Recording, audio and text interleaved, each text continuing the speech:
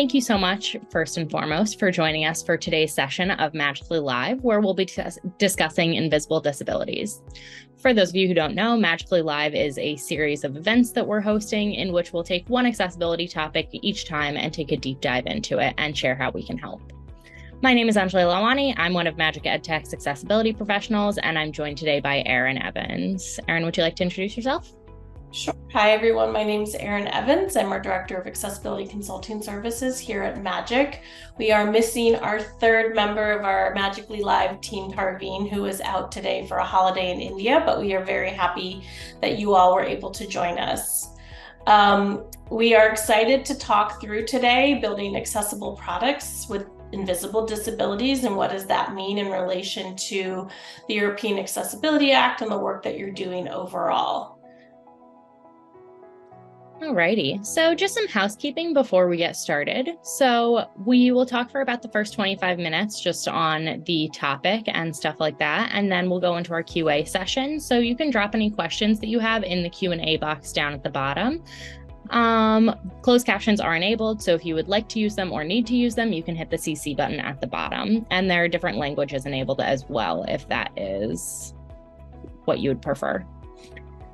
Alrighty, so our agenda for the day. First, we'll go into defining invisible disabilities. Then we'll talk about considering invisible disabilities within accessibility guidelines. Then we'll talk about compliance and how compliance shouldn't be complicated.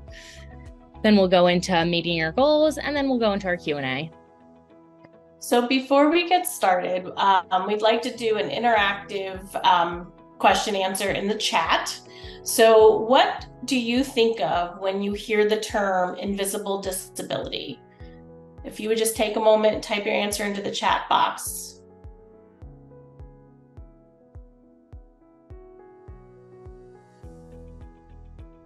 Don't be shy.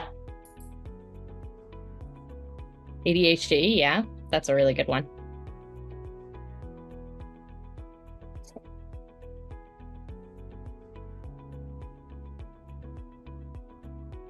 For those of you who just joined, Erin just asked, what do you think of when you hear invisible disabilities? You can go ahead and drop whatever you're thinking in the chat. So far we have ADHD and chronic pain, both of which are excellent examples. And one thing, while you guys are answering the question, this session is being recorded and it will be sent out to everyone who is registered following today's event.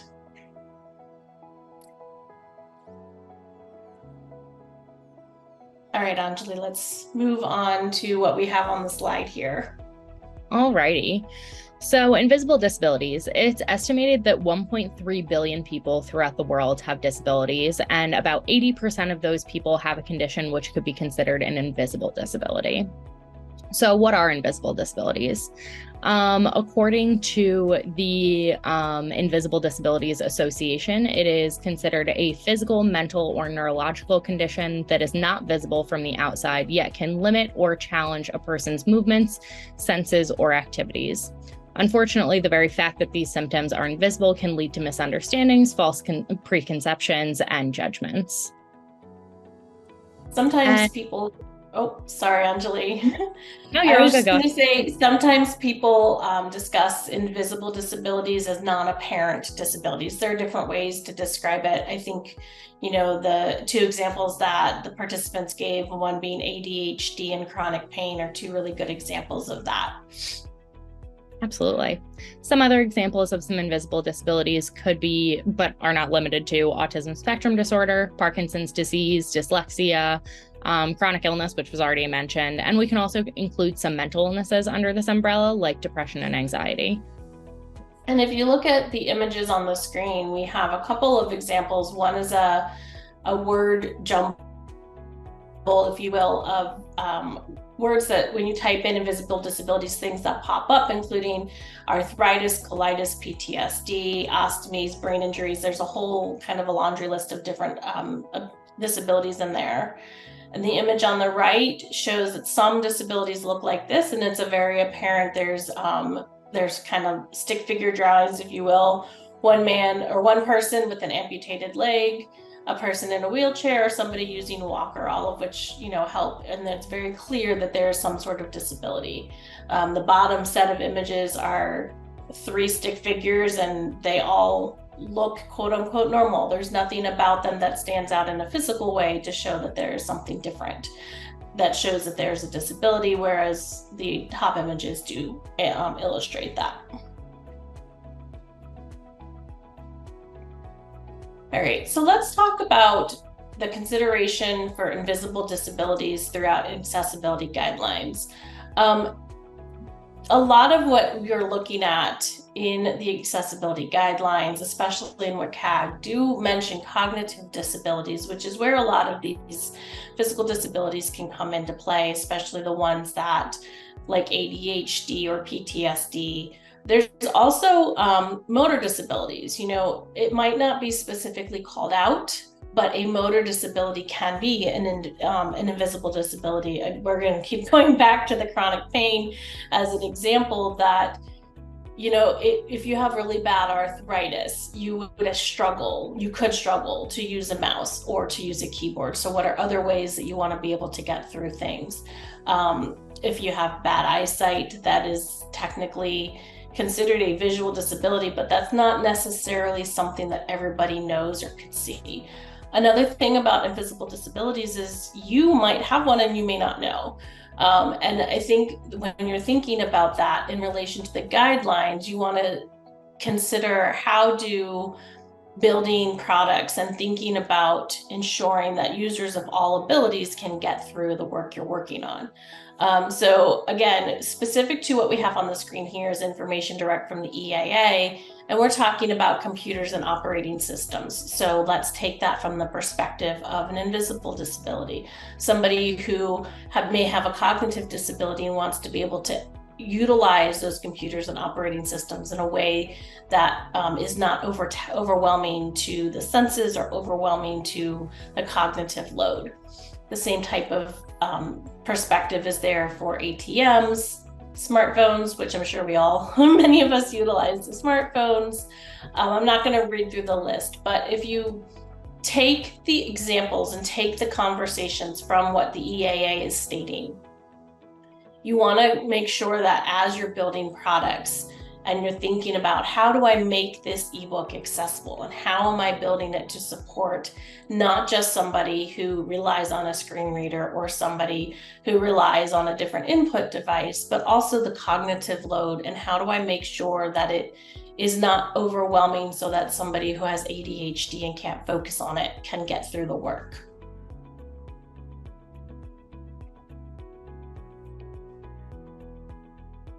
So we say compliance should not be complicated, and it's not a complicated thing to achieve. It's just a different way of working and different priorities.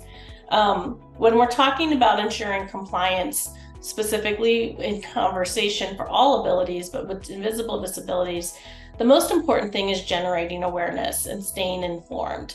As Anjali started off at the beginning of this conversation, the Invisible Disabilities Association has information out there about invisible disabilities. So when you're trying to think about how do you share this information with your clients and with your teams, awareness is the most important thing, because again, when you're talking about accessibility and you're looking at the standards, a lot of the times it's very evident how those standards are supporting a visible disability. But when you look at it in a broader perspective, you are also seeing where those supports for those non-apparent disabilities are also in there. When you're talking about how to build through and build your products, the accessibility first approach is the best way to go. And we're going to talk about that more in the next slide. But you want to think about when you are building something and when you are testing, make sure that not only are you testing your product, be it a software or hardware, with users with physical disabilities, you want to make sure you also include those with invisible disabilities. And it can be more complicated when we're talking invisible disabilities, because people do not have to disclose their disability, and you don't need to make assumptions, right? So when you are looking for groups or testing groups that have people that have said, I have an invisible disability, you want to look at different user testing consortiums that have individuals who have basically said, yes, that's me. I want to be out there and I want to support this testing because I want to help support my community. And we at Magic have some connections to some of those places. So if you are looking for how you are doing testing, we can help lead you in the right direction on that. And finally, developing a framework to address all abilities from the top-down approach. So what that means is when you're thinking about your next product build, it's related to the second bullet point there, but your next product build or where you are in your product now, kind of take stock in what you have done, what your product looks like. Again, testing it, getting feedback from various users and understanding where some of those gaps are so you can help to build it and fix it at the beginning, and then that will spread down as you go.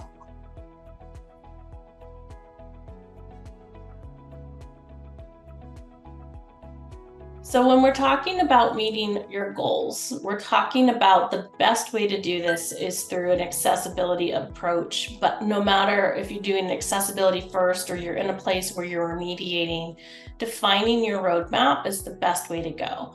And in relation to invisible disabilities, a first place to start is more or less reading the WCAG standards and just trying to ingest those and what those mean. And what we have on the screen here is a table. It's a 2-column table.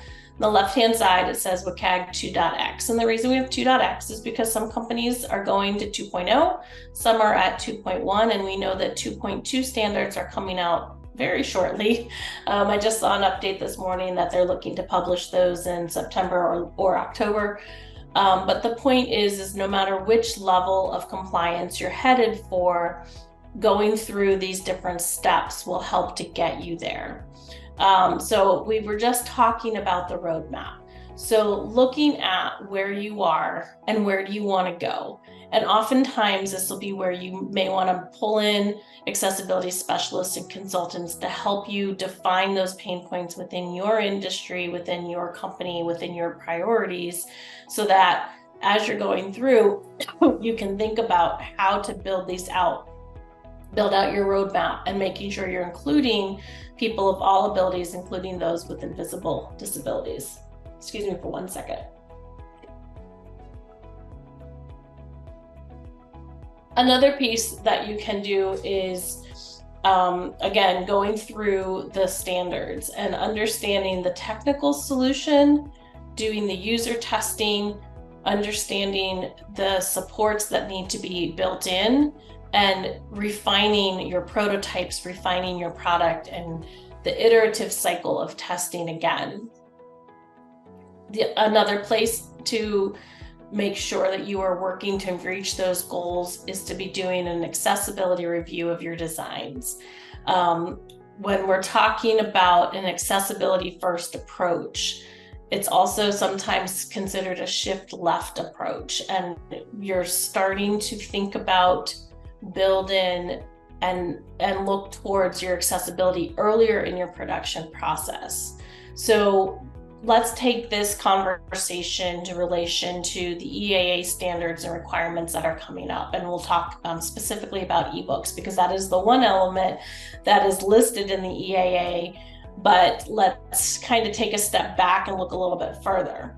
When you're talking about your ebook, it's very important that that be a compliant piece. We've talked about that in the previous sessions that we've done. But how is that ebook being read? What are the steps that your user takes to get to that ebook? If it's delivered through a platform or through a specific e-reader, have those components also been tested and been tested for accessibility? Have you thought about the design that needs to happen if you're going to go back and revisit that e-reader or those user steps to get you there? Because you want to make sure that all of those pieces are compliant. And by doing that, you're going to make sure that you're hitting the supports needed for users with invisible disabilities as well as physical disabilities. The fourth item on the list is the approach for quality assurance and testing. It's not just the user testing that we've been talking about, but it's always also the technical testing. Testing on different devices, testing with different screen readers. This is specific to some software that you're working through, specific maybe to your ebooks as you're thinking about how are we testing these. When we were talking earlier about user testing and making sure that you're doing your prototypes and your upfront work with people with invisible disabilities, it's also useful and appropriate to include users with invisible disabilities at this QA stage. They might not necessarily be experts in the technical, but they're still going to be able to give you feedback and give your technical team feedback on this isn't working for me and I don't know why, but this is the block I have. And then your technical team can go in and clarify that from this is a technical blocker and here's what's happening so that you can go in and adjust that, be it in your code or your design. By doing all of these things and going through the steps, you are going to improve your compliance.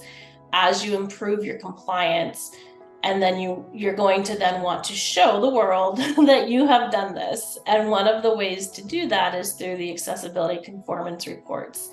Not to spoil the surprise, our next session for you will be on conformance reports and VPATs, but I want you to understand that as you're going through this, don't just think about how can I build to get a 100% on my report, because that's not going to be your end goal. Your end goal is going to be to improve the product you're building, take into consideration all different users, test with those different users, and then you will have a report that you can share that says this is where we are as of August 31st, 2023.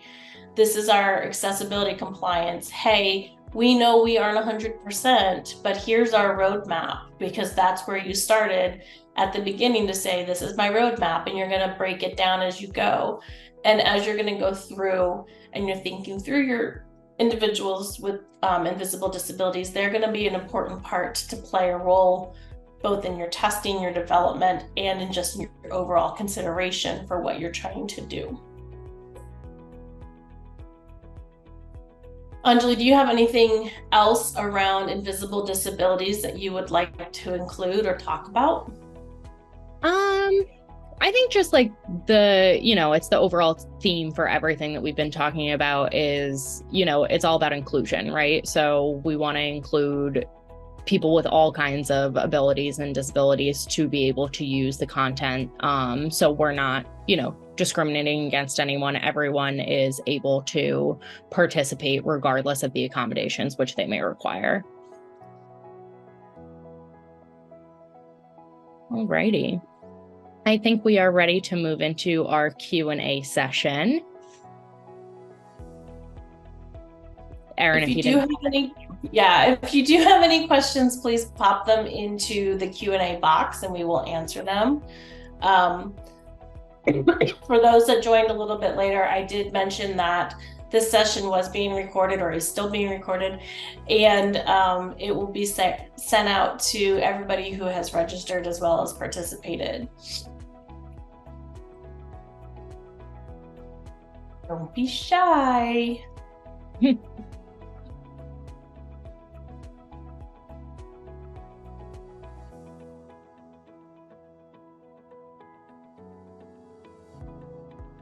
Anjali, do you want to share out the link for our next session? Sure. Give me 1 second. Let me get it.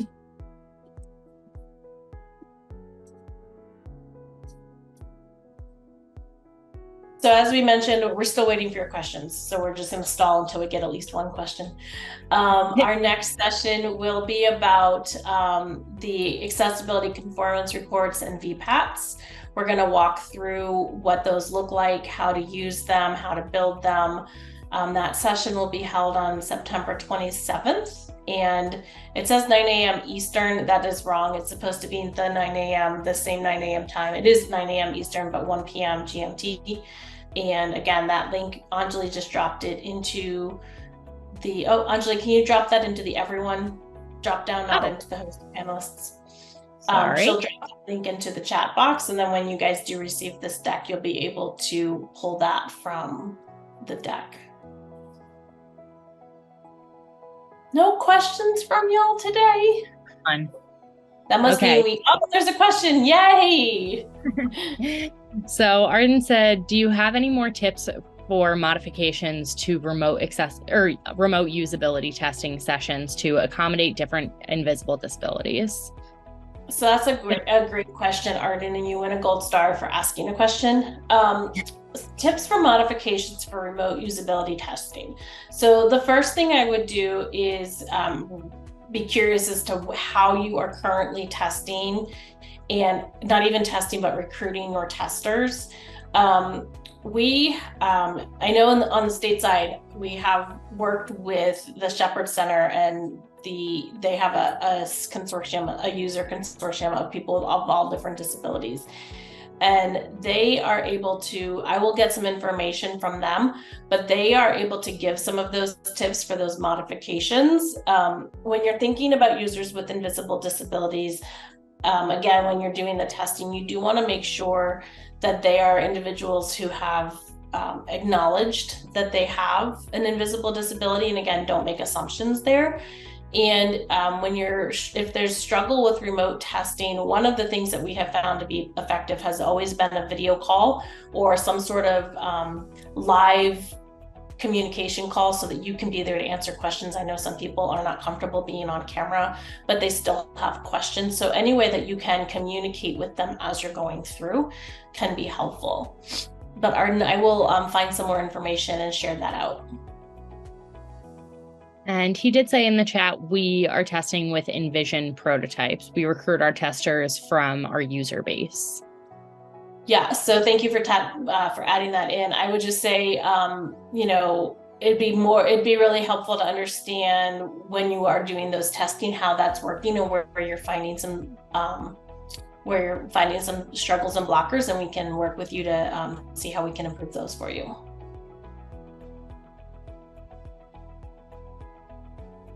Anna, you're welcome. And she said, thank you for highlighting invisible disabilities. We will, like I said, we will be sharing out this conversation. And if you do have any questions after you receive the recording, please feel free to follow up with us. You can reach us at accessibility@magicedtech.com, and we would be happy to talk through or share any information that you may have missed. Absolutely. Our QA box is open, so please drop any questions if you have them.